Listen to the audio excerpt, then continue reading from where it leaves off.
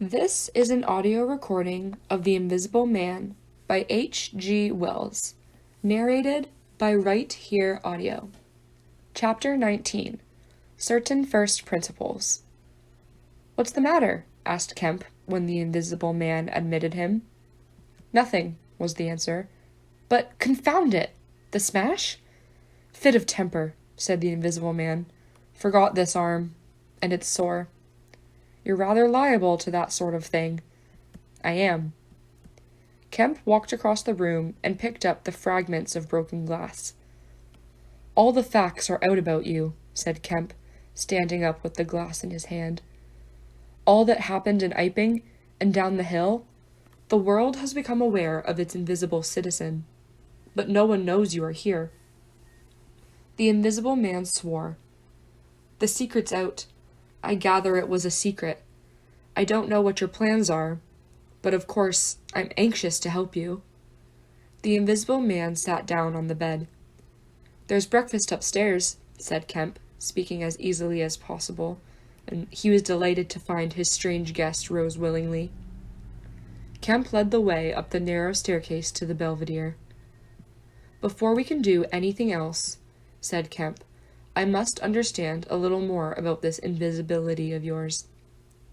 He had sat down, after one nervous glance out of the window, with the air of a man who has talking to do. His doubts of the sanity of the entire business flashed and vanished again as he looked across to where Griffin sat at the breakfast table. A headless, handless dressing gown, wiping unseen lips on a miraculously held serviette. "It's simple enough, and credible enough," said Griffin, putting the serviette aside and leaning the invisible head on an invisible hand.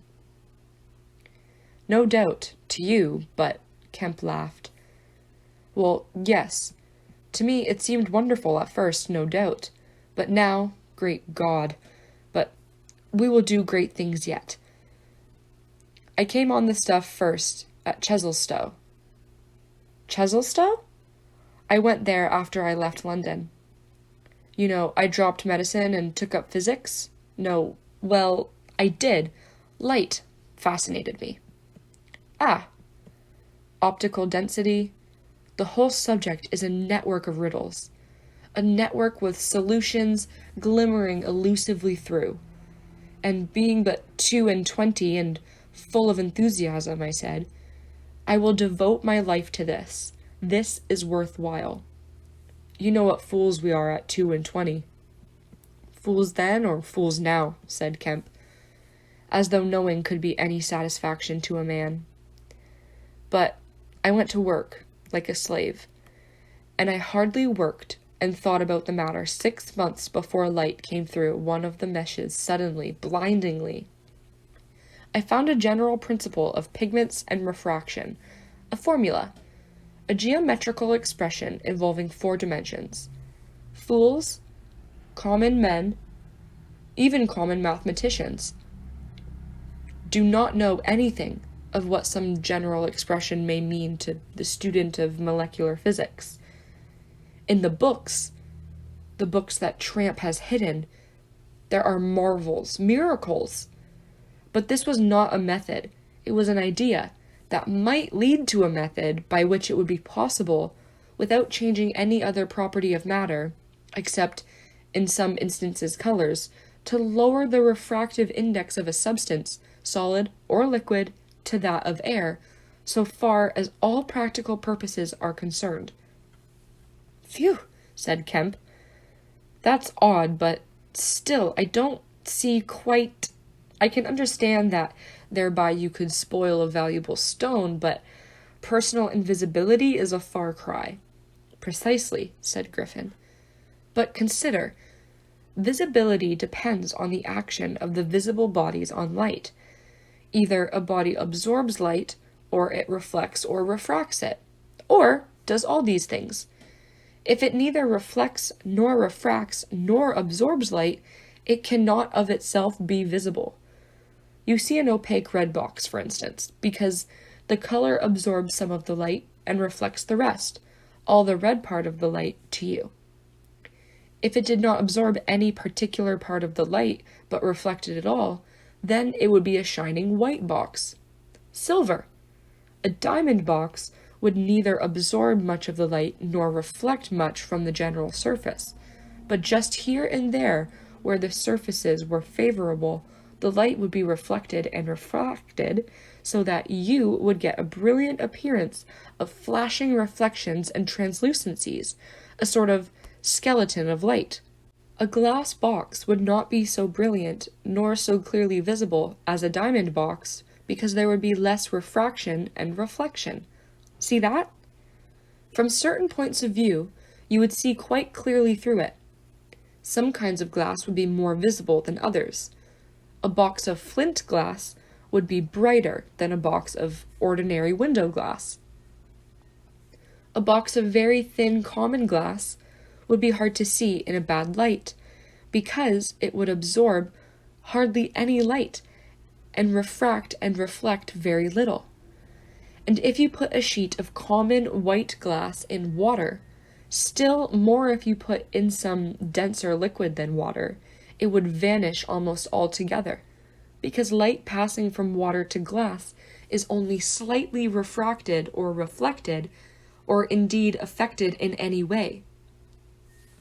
It is almost as invisible as a jet of coal gas or hydrogen is in air, and for precisely the same reason.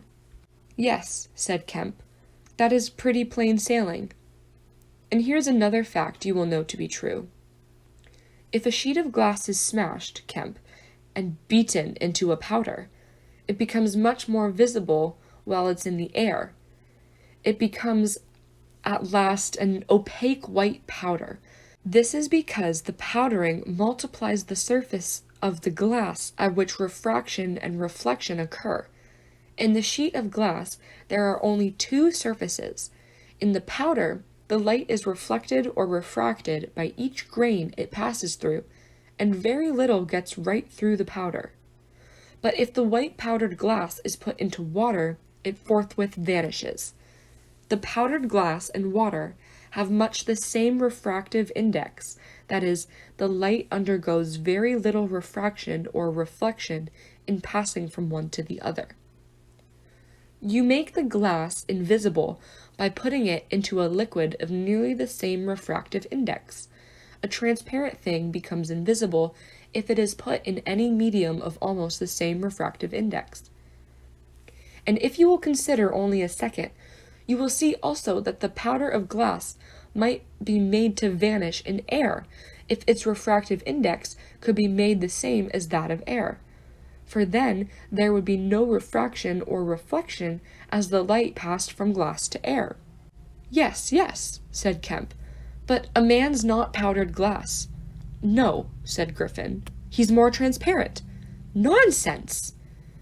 That from a doctor. How one forgets. Have you already forgotten your physics in 10 years? Just think of all the things that are transparent and seem not to be so. Paper, for instance, is made up of transparent fibers, and it is white and opaque only for the same reason that a powder of glass is white and opaque. Oil-white paper fill up the interstices between the particles with oil so that there is no longer refraction or reflection except at the surfaces, and it becomes as transparent as glass. And not only paper, but cotton fiber, linen fiber, wool fiber, woody fiber, and bone, Kemp, flesh, Kemp, hair, Kemp, nails and nerves, Kemp. In fact, the whole fabric of a man, except the red of his blood and the black pigment of hair, are all made up of transparent, colorless tissue. So little suffices made us visible to one another. For the most part, the fibers of a living creature are no more opaque than water. Great heavens, cried Kemp. Of course. I was thinking only last night of the sea larvae and all jellyfish. Now you have me. And all that I knew and had in mind a year after I left London, 6 years ago, but I kept it to myself. I had to do my work under frightful disadvantages. Oliver, my professor, was a scientific bounder, a journalist by instinct, a thief of ideas. He was always prying. And the knavish system of the scientific world. I simply would not publish and let him share my credit. I went on working. I got nearer and nearer, making my formula into an experiment, a reality. I told no living soul, because I meant to flash my work upon the world with crushing effect and become famous at a blow. I took up the question of pigments to fill up certain gaps, and suddenly, not by design but by accident, I made a discovery in physiology. Yes? The red coloring matter of blood? It can be made white, colorless, and remain with all the functions it has now. Kemp gave a cry of incredulous amazement. The Invisible Man rose and began pacing the little study. You may well exclaim, I remember that night. It was late at night. In the daytime, one was bothered with the gaping, silly students, and I worked with sometimes till dawn. It came suddenly, splendid, and complete in my mind. I was alone. The laboratory was still, with the tall lights burning brightly and silently. In all my great moments, I have been alone. One could make an animal, a tissue, transparent. One could make it invisible. All except the pigments. I could be invisible, I said, suddenly realizing what it meant to be an albino with such knowledge. It was overwhelming. I left the filtering I was doing and went and stared out of the great window at the stars. I could be invisible, I repeated. To do such a thing would be to transcend magic, and I beheld, unclouded by doubt, a magnificent vision of all that invisibility might mean to a man. The mystery, the power, the freedom, drawbacks I saw none. You have to only think, and I, a shabby, poverty-struck, hemmed-in demonstrator, teaching fools in a provincial college, might suddenly become this. I ask you, Kemp, if you, anyone I tell you, would have flung himself upon that research. And I worked 3 years, and every mountain of difficulty I toiled over showed everlasting question. And the students, the cramped means, 3 years I had of it. And after 3 years of secrecy and exasperation, I found that to complete it was impossible. Impossible. How? Asked Kemp. Money, said the Invisible Man, and went again to stare out of the window. He turned around abruptly. I robbed the old man, robbed my father. The money was not his, and he shot himself. Chapter 20. At the House in Great Portland Street. For a moment, Kemp sat in silence, staring at the back of the headless figure at the window. Then he started, struck by a thought, rose, took the Invisible Man's arm, and turned him away from the outlook. You are tired, he said, and while I sit, you walk about. Have my chair. He placed himself between Griffin and the nearest window. For a space, Griffin sat silent, and then he resumed abruptly. I had left the Chesilstowe cottage already, he said. When that happened, it was last December. I had taken a room in London, a large, unfurnished room in a big, ill-managed lodging house in a slum near Great Portland Street. The room was soon full of the appliances I had bought with his money. The work was going on steadily, successfully, drawing near an end.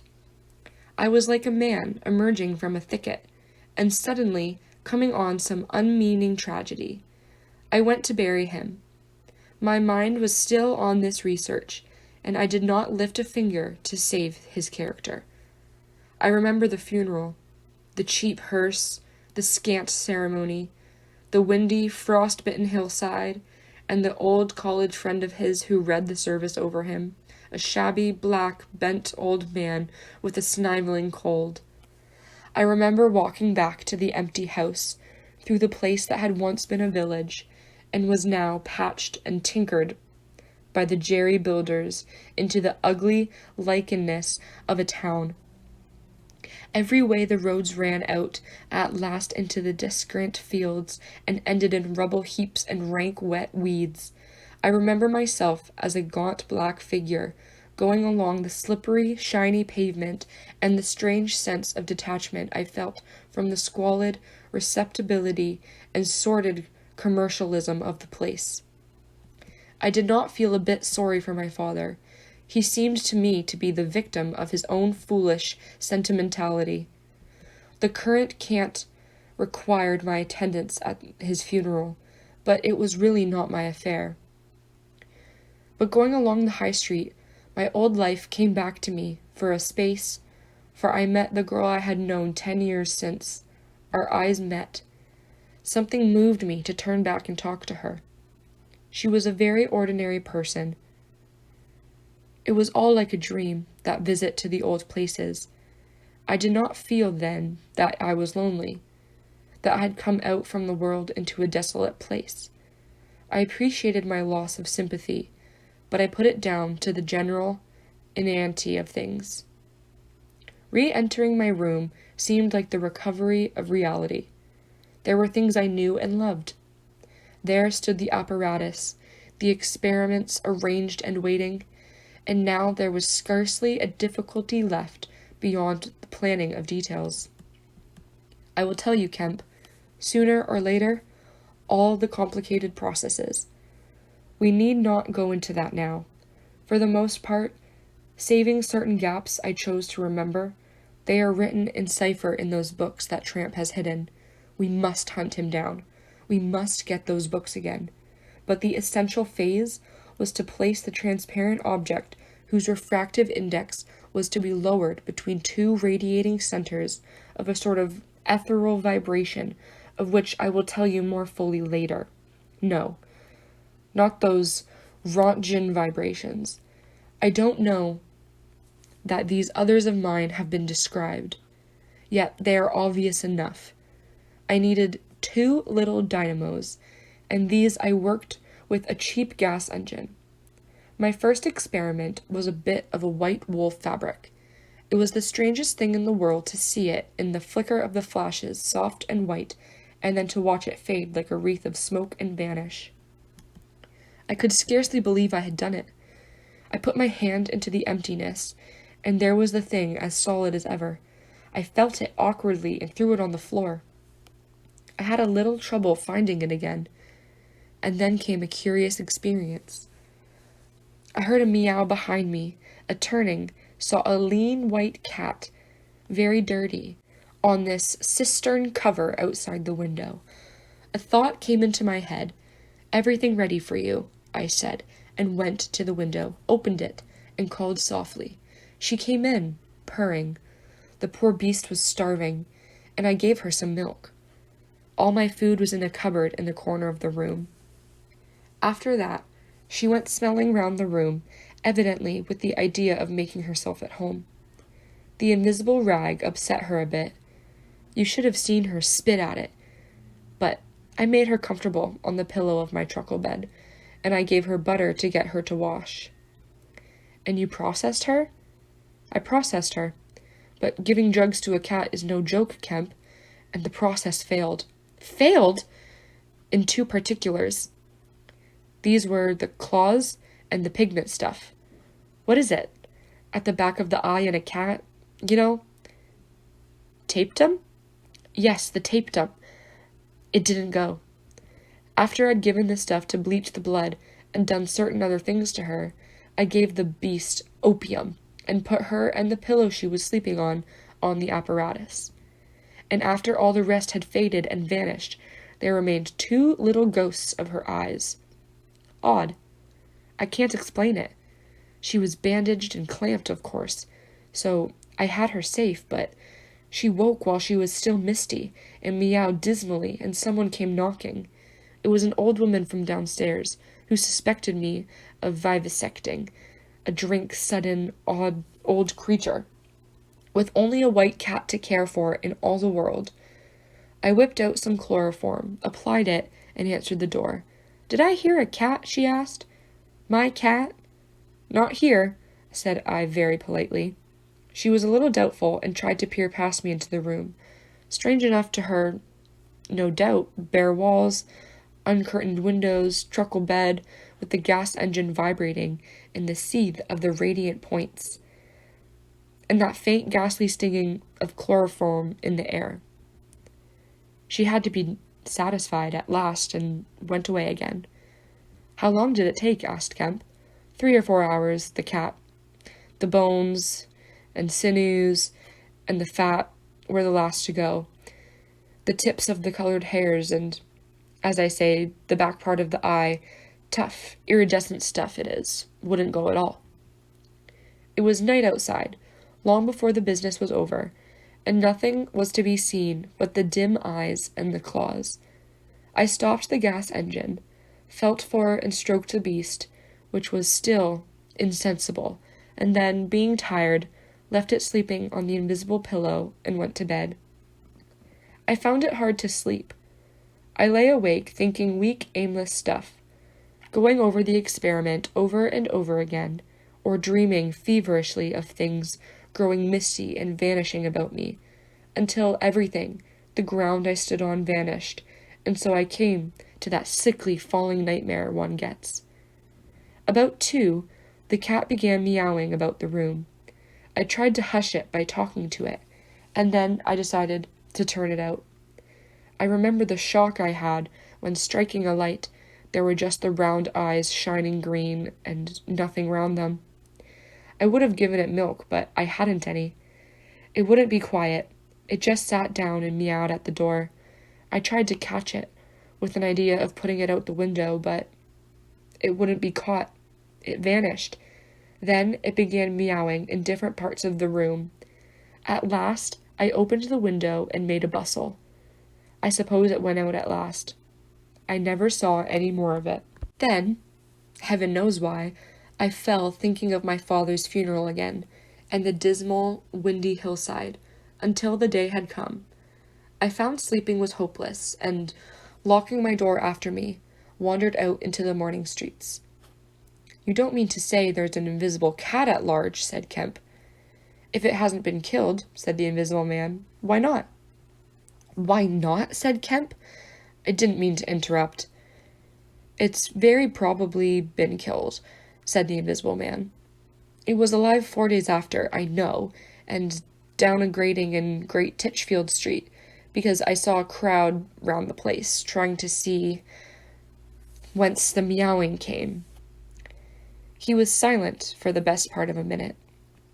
Then he resumed abruptly. I remember that morning before the change very vividly. I must have gone up Great Portland Street. I remember the barracks in Albany Street and the horse soldiers coming out, and at last I found the summit of Primrose Hill. It was a sunny day in January, one of those sunny, frosty days that came before the snow this year. My weary brain tried to formulate the position, to plot out a plan of action. I was supposed to find, now that my prize was within my grasp, how inconclusive its attainment seemed. As a matter of fact, I was worked out. The intense stress of nearly 4 years' continuous work left me incapable of any strength of feeling. I was apathetic, and I tried in vain to recover the enthusiasm of my first inquiries. The passion of discovery that had enabled me to compass even the downfall of my father's gray hairs. Nothing seemed to matter. I saw pretty clearly this was a transient mood due to overwork and want of sleep, and that either by drugs or rest it would be possible to recover my energies. All I could think clearly was that the thing had to be carried through. The fixed idea still ruled me, and soon, for the money I had was almost exhausted, I looked about me at the hillside, with children playing and girls watching them, and tried to think of all the fantastic advantages an invisible man would have in the world. After a time I crawled home, took some food and a strong dose of strychnine. I went to sleep in my clothes and my unmade bed. Strychnine is a grand tonic, Kemp, to take the flabbiness out of a man. It's the devil, said Kemp. It's the Paleolithic in a bottle. I awoke vastly invigorated and rather irritable, you know? I know the stuff. And there was someone rapping at the door. It was my landlord, with threats and inquiries, an old Polish Jew in a long gray coat and greasy slippers. I had been tormenting a cat in the night, he was sure. The old woman's tongue had been busy. He insisted on knowing all about it. The laws in this country against vivisection were very severe. He might be liable. I denied the cat. Then the vibration of the little gas engine could be felt all over the house, he said. That was true, certainly. He edged round me into the room, peering over his German silver spectacles, and a sudden dread came into my mind that he might carry away something of my secret.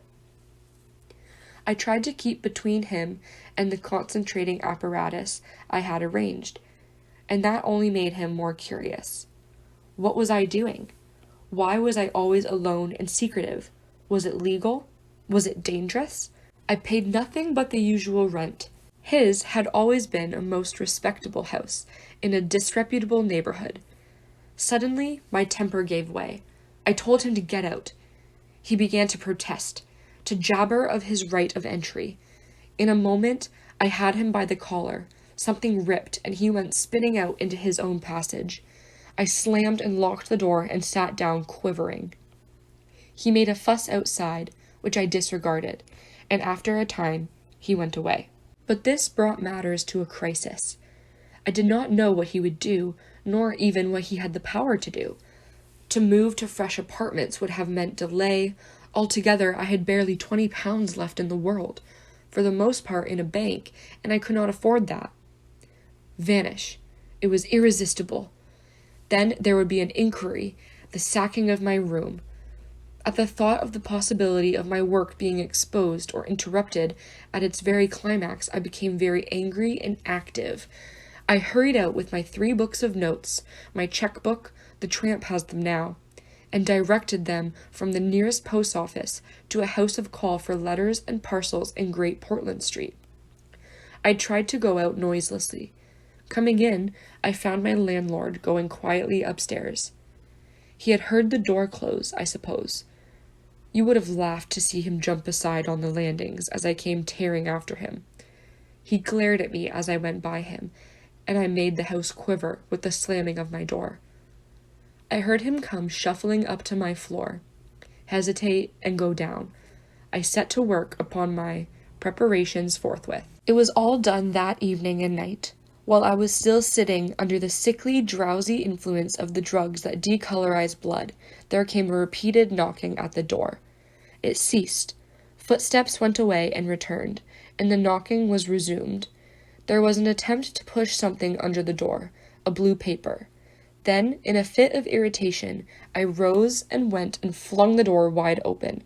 "Now then," said I. It was my landlord, with a notice of ejectment or something. He held it out to me, saw something odd about my hands, I expect, and lifted his eyes to my face. For a moment he gaped, and then gave a sort of inarticulate cry, dropped candle and writ together, and went blundering down the dark passage to the stairs. I shut the door, locked it, and went to the looking-glass. Then I understood his terror. My face was white, like white stone, but it was all horrible. I had not expected the suffering, a night of racking anguish, sickness and fainting. I set my teeth, though my skin was presently afire, all my body afire. But I lay there like grim death. I understood now how it was that the cat had howled until I chloroformed it.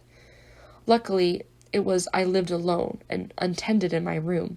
There were times when I sobbed and groaned and talked, but I stuck to it. I became insensible and woke, languid in the darkness. The pain had passed.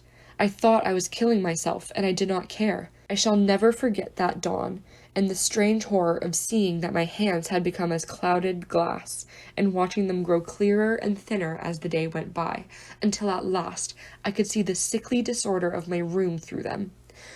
Though I closed my transparent eyelids, My limbs became glassy, and the bones and arteries faded, vanished, and the little white nerves went last. I gritted my teeth and stayed there to the end.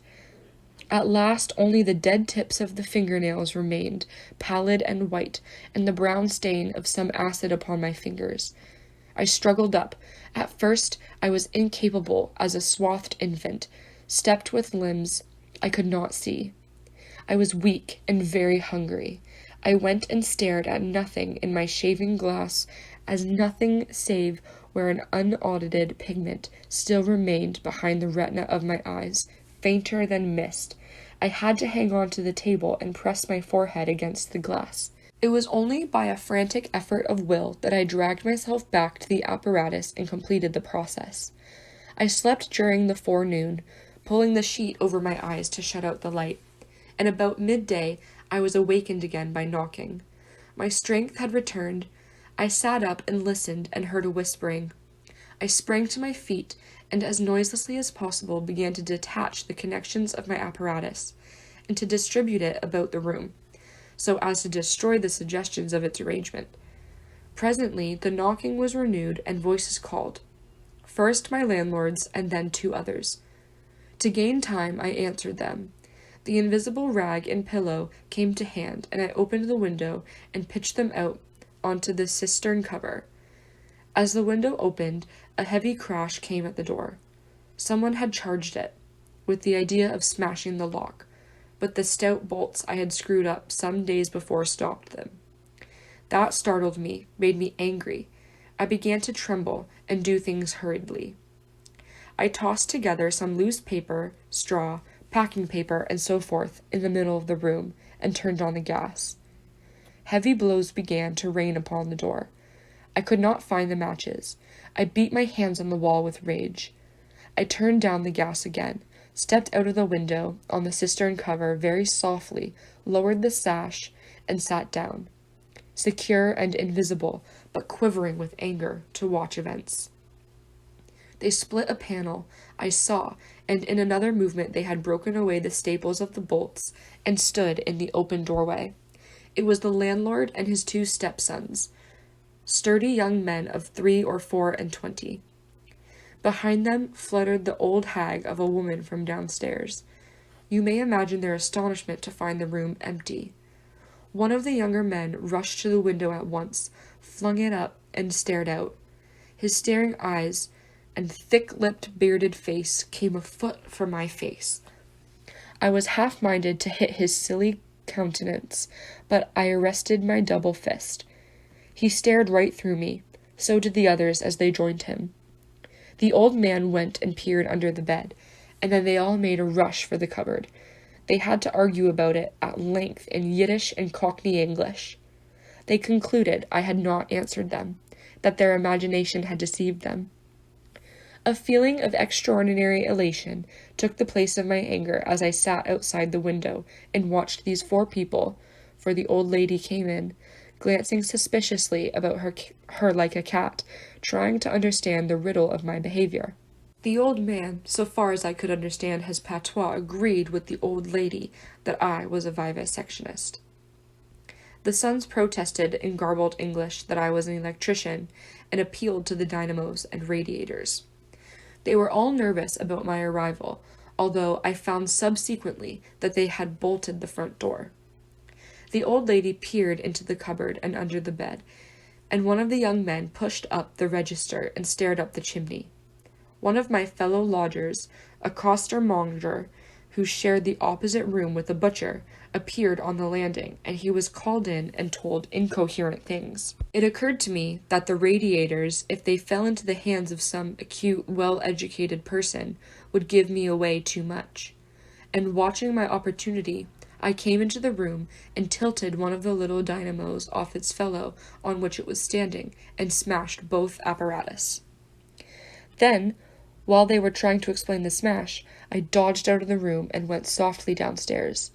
I went into one of the sitting rooms and waited until they came down, still speculating and argumentative, all a little disappointed at finding no horrors, and all a little puzzled how they stood legally towards me. Then I slipped up again with a box of matches, fired my heap of paper and rubbish, put the chairs and bedding thereby, led the gas to the affair, by means of an India rubber tube, and waving a farewell to the room, left it for the last time. "You fired the house?" exclaimed Kemp. "Fired the house. It was the only way to cover my trail, and no doubt it was insured." I slipped the bolts in the front door quietly, and went out into the street. I was invisible, and I was only just beginning to realize the extraordinary advantage my invisibility gave me. My head was already teeming with plans of all the wild and wonderful things I had now impunity to do.